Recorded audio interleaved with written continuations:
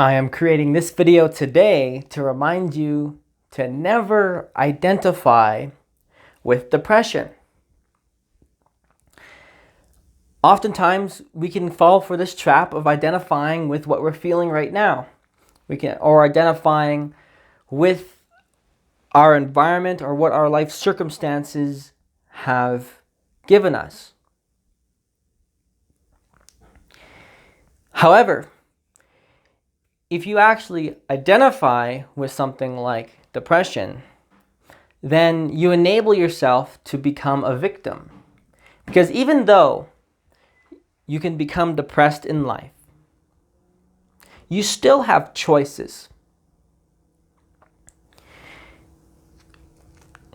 These choices you have that you'll make, if you want to make a positive choice, these will be more emotionally difficult choices to make,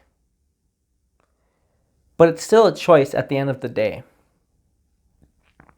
There will be moments, there will be days, weeks, and even entire chapters in your life where you're going to have depression or you're going to be at a low.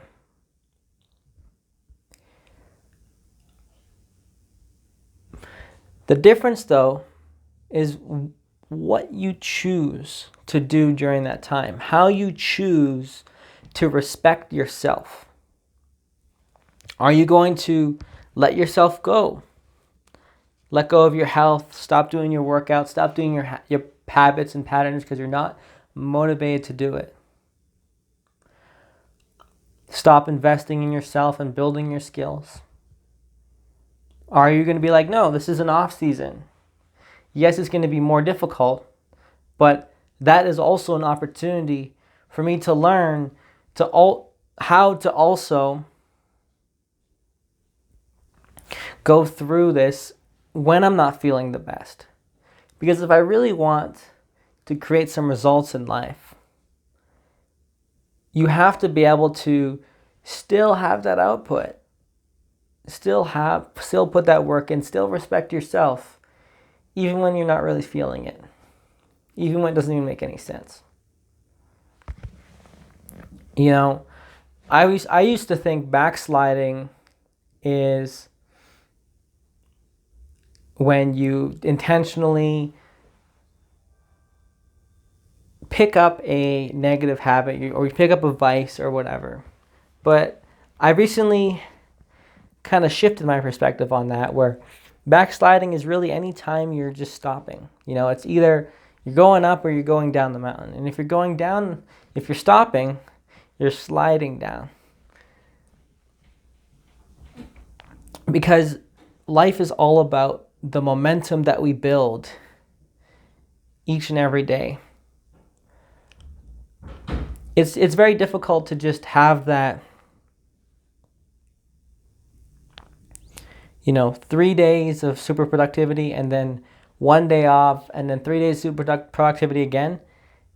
It's hard to actually maintain that. It's actually much easier just to do super productivity every single day. And what I'm saying is also, just kind of going off topic a little, about identifying with depression, is that you'll get out of your depression faster if you have a strong momentum behind what you're doing. A lot of times when we feel depressed, it's about how we feel about ourselves and what has happened to us, or what have we've done to ourselves. I found one of the easiest ways to get me out of a rut, out of a mode of depression, is to just really pull up my pants and keep going. And this is hard for a lot of people to hear. But with people that are close to me that do suffer from depression, this is one of the best pieces of advice that they've told themselves. That even though you're feeling like shit, there is still a level of choice that you have, and you still have opportunities on whether or not you're going to choose to respect yourself or choose to not respect yourself. You know, and you can even correlate it with, if you have belief systems of like believing that, like, you know, the body is a temple and like all that stuff, you know, respecting the body of God, you know, or even just respecting your opportunity to be one that can exist, you know, is to, doesn't matter what you're going through, you're still going to show that you're thankful and grateful for what you have here. Because any day something radical could happen, and, you know, this could be your last day.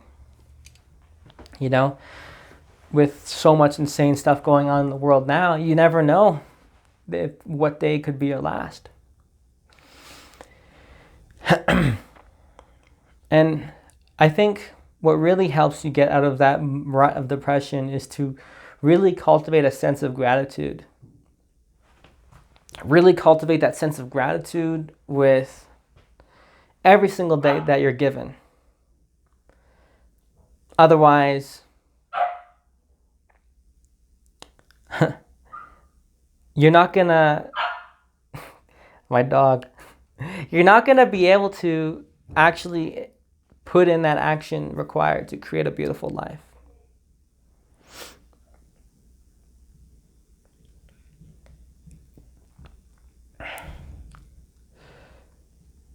There's a reason why near-death experiences and, you know, or in being diagnosed with a fatal disease gives so much instantaneous seriousness and meaning in someone's lives, because I think a lot of us forget how much we actually value our life because we just have so much of it and it's all we do know.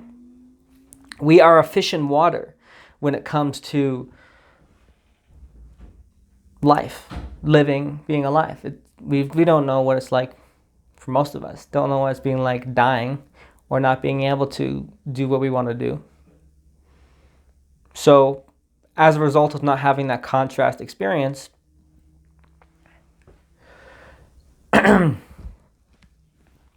we take it for granted.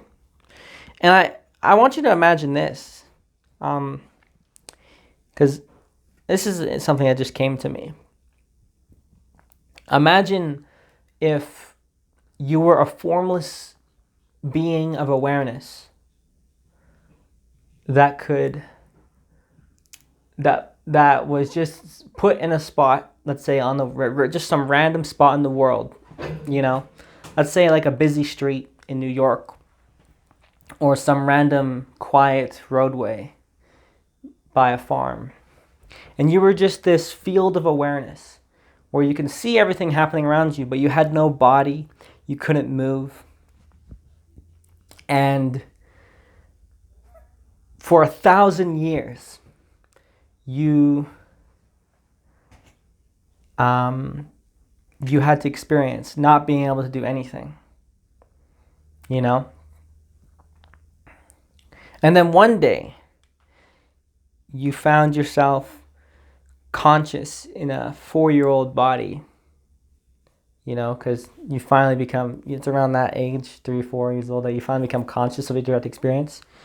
Then you're like, wow, like, I have this opportunity, or even let's say right now, whatever age you are right now, fuck the 4-year-old analogy, even if you're fucking 67 right now, you find yourself in this body right now after being contrasted from 1,000 years not being able to do anything. And you're like, holy fuck, I have an opportunity to do something. Doesn't matter how I feel, because I actually have a body and I'm able to actually experience what it's like being a human, being a creature in a reality that can manipulate it and enjoy it and run through it.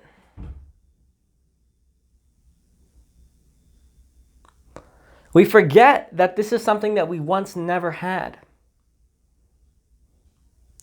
And at some point in your life, you will lose it all. And to not be conscious that we have a limited amount of time where we have this ability to be a human walking around and actually doing shit and enjoying the struggle and enjoying the journey.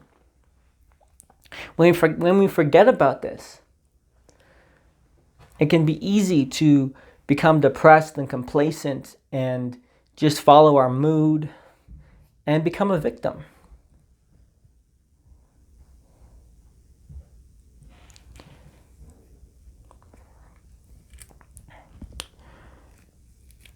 You know, you could even say, and I know there's people out there that have like extreme clinical depression where their brain is just fucked, where they literally can't even move. But for the other people that, you know, have bouts of depression where they just don't want to do anything, this is where we need to really reconnect. So, reconnect with our person, our passion.